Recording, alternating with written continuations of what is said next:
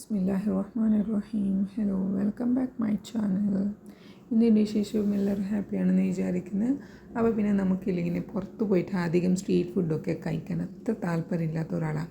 ഇനി കണ്ട് അത് നോക്കിയിട്ട് ഇവിടെ എങ്ങനെയാണ് നിന്ന് കഴിക്കുന്നത്, വേണ്ടി ഇവിടെ എല്ലാവരും കാണും, നമുക്ക് കഴിക്കാൻ പറ്റില്ല, അങ്ങനത്തെ ഒരു വിചാരണത്തിൽ ഉള്ള ഒരാളാണ് കേട്ടോ ഞാൻ. പക്ഷേ എനിക്ക് ഭയങ്കര ഇഷ്ടമാണ് സ്ട്രീറ്റ് ഫുഡ് എന്ന് പറയുന്നത്. അപ്പോൾ സാധാരണ ഞാനത് വീട്ടിൽ തന്നെ ഉണ്ടാക്കുന്നതാണ്. അപ്പോൾ പിന്നെ നന്ന ക്രേസി തോന്നിയ നേരം കാലം ഒന്നും നോക്കില്ല, ഏത് നേരത്താണെങ്കിലും അത് ഉണ്ടാക്കുന്ന ഒരാളാണ് ഞാൻ കേട്ടോ. അതുകൊണ്ട് തന്നെ ഇത് ബ്രേക്ക്ഫാസ്റ്റിൻ്റെ നേരമാണ് കേട്ടോ. അപ്പം ഞാൻ വിചാരിച്ചു ഇന്ന് നമുക്ക് മസാല പൂരി ഉണ്ടാക്കാമെന്ന്. അപ്പോൾ അതിന് വേണ്ടിയിട്ട് ഞാൻ പട്ടാണി ഒരു ദിവസം മുന്നേ കുതിർത്തിട്ട് വെച്ചിട്ടുണ്ടായിരുന്നു. അപ്പോൾ അതിലേക്കൊരു 2 ഉരുളക്കിഴങ്ങ് ഇട്ടിട്ട് അതൊന്ന് വേവാനും കുക്കാവാനും കുക്കറിൽ വെച്ച് കൊടുത്തിട്ടുണ്ടായിരുന്നു. എന്നിട്ട് അതിന് അത് വെന്ത് കഴിഞ്ഞിട്ട് അതിൻ്റെ കുക്കറിൻ്റെ വിസിലൊക്കെ പോയി കഴിഞ്ഞിട്ട് അത് ഓപ്പൺ ആക്കിയിട്ട് ഞാനൊന്നത് മാഷാക്കാനാണ് പോകുന്നത്. അപ്പോൾ പിന്നെ ഞാൻ മാഷാക്കിക്കൊണ്ടിരിക്കുമ്പോൾ മോൻ പറഞ്ഞ് ഞാനും കൂടി ആക്കുന്നത് കാണുമ്പോൾ കുട്ടികൾക്ക് തോന്നും ഈ കുക്കിങ്ങൊക്കെ ഭയങ്കര ഈസിയാണെന്ന്. അപ്പോൾ പിന്നെ അങ്ങനെ ഇൻട്രസ്റ്റ് കാട്ടുമ്പോൾ പിന്നെ ആണായാലും പെണ്ണായാലും നമുക്ക് അവർ ചോദിക്കുന്നതൊക്കെ ഉണ്ടാക്കി കൊടുക്കാം.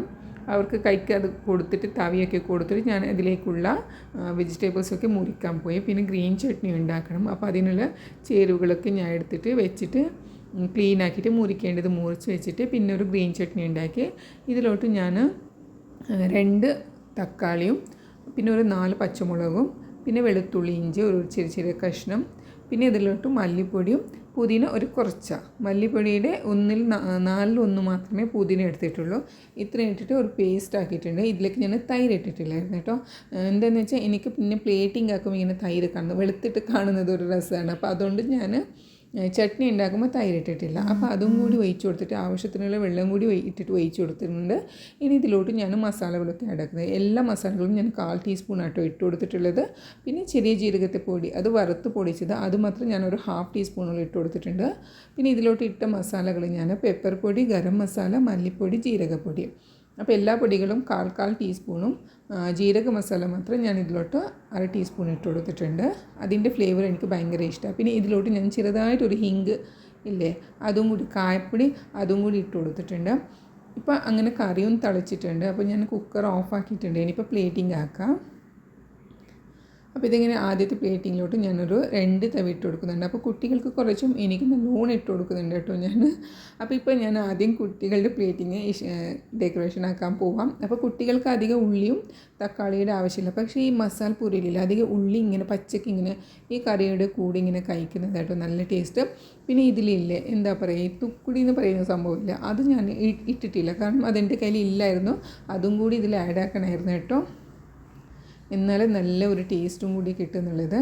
അങ്ങനെ ഇതാ ഉള്ളിയിട്ട് തക്കാളി ഇട്ട് മല്ലിപ്പൊടി ഇട്ട് ആംചൂർ പൗഡർ ഇട്ട് പിന്നെ ഇത് ഇംലി ചട്നിയാണ് കേട്ടോ. ഇത് ഞാനിങ്ങനെ ഉണ്ടാക്കിയിട്ട് അധികം ഞാൻ ഉണ്ടാക്കാറുണ്ട് മസാലപ്പൊടി, അതുകൊണ്ട് തന്നെ ഞാനിങ്ങനെ ഇംലി ചട്നി ഉണ്ടാക്കിയിട്ടില്ല, ഞാനിങ്ങനെ ഒരു ബോട്ടിലാക്കിയിട്ട് വെച്ചെടുക്കും. ഇതെനിക്ക് നല്ല സമയം എടുത്തിട്ടാണെങ്കിലും ഇതിൻ്റെ സ്റ്റോർ ആയിട്ടുണ്ടാകും കേട്ടോ. അപ്പോൾ ഇംലി ചട്നി ഒഴിച്ച് കൊടുക്കുന്നുണ്ട്. എന്നിട്ട് ഇതിലോട്ട് കുറച്ച് പഞ്ചസാരയും തൈരും ആഡാക്കിയിട്ടുള്ള മീറ്റ് കർഡില്ലേ അതും കൂടി ആഡാക്കുന്നുണ്ട്. എന്നിട്ട് സേവില്ലേ അതും കൂടി ഇട്ട് കൊടുക്കുന്നുണ്ട്. എന്നിട്ട് ചെറുതായിട്ട് ജസ്റ്റ് ഒരു സ്ക്വീസ് ആക്കുന്നേ ഉള്ളൂ. കുറച്ച് ലെമണും കൂടി ഇട്ട് കൊടുത്തിട്ട് അപ്പോൾ ഇവിടെ കുട്ടികൾക്കുള്ള പ്ലേറ്റിംഗ് റെഡി ആയിട്ടുണ്ട്. അപ്പോൾ ചെറിയവർക്ക് ഞാൻ ഇങ്ങനെയാണ് പ്ലേറ്റിംഗ് ആക്കിയത്. പിന്നെ മൂത്ത ആൾക്കാണെങ്കിൽ കുറച്ച് അധികം ചേരുവകളൊക്കെ ചേർത്തിട്ടുണ്ട്. അവളാണെങ്കിൽ കുറച്ച് മസാലകളൊക്കെ കുറച്ച് അധികം ഇഷ്ടപ്പെടുന്ന ഒരാളാണ്. അതുകൊണ്ട് അവൾക്ക് കുറച്ച് അവളുടെ ഇഷ്ടത്തിനനുസരിച്ചിട്ട് ഇട്ട് കൊടുത്തിട്ടുണ്ട്. അപ്പോൾ വീട്ടിൽ നമ്മൾ എന്തുണ്ടാക്കുന്നെങ്കിലും അതിൻ്റെ ഫായ്ദ എന്ന് പറയുന്നത് നമ്മൾ ഇഷ്ടത്തിനുള്ള ക്വാണ്ടിറ്റിയിൽ നമുക്ക് കഴിക്കാനും പറ്റും. അപ്പോൾ പിന്നെ ഇത് എൻ്റെ പ്ലേറ്റിംഗ് കണ്ടിട്ട് ഇതിൽ ഞാൻ കുറച്ചും കൂടി കഞ്ചൂസ് കാട്ടാത്ത ഇഷ്ടംപോലെ വെജിറ്റബിൾസ്, ഉള്ളി, തക്കാളി, മല്ലിപ്പൊടി, പിന്നെ ആംചൂർ പൊടി, ഇംലി ചട്നി, ദഹി ചട്നി, പിന്നെ സേവ് എല്ലാം കൂടി ഇട്ടിട്ട് അവസാനം ഒരു ലെമൺ സ്ക്വീസ് ആക്കിയിട്ട് ഞാൻ കഴിച്ചത് കേട്ടോ. അടിപൊളിയായിരുന്നു. ഒരുപാട് നാളത്തെ ഒരു ആഗ്രഹമായിരുന്നു മസാല പൂരി ഉണ്ടാക്കണമെന്ന്. പക്ഷെ അങ്ങനെ പെട്ടെന്ന് ഉണ്ടാക്കാനും പറ്റുന്നില്ല.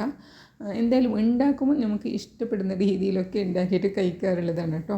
അപ്പോൾ ഇത് നല്ല ചൂടുണ്ട്. എനിക്കിപ്പോൾ ഇങ്ങനെ പ്ലേറ്റിംഗ് പിടിക്കാനേ പറ്റുന്നില്ല, സോറി. കുക്കറിൽ നിന്ന് ഡയറക്റ്റ് എടുത്തിട്ട് ഞാൻ പ്ലേറ്റിലോട്ട് ഇട്ടിട്ടാണ് ഇങ്ങനെ കഴിക്കുന്നത് കേട്ടോ.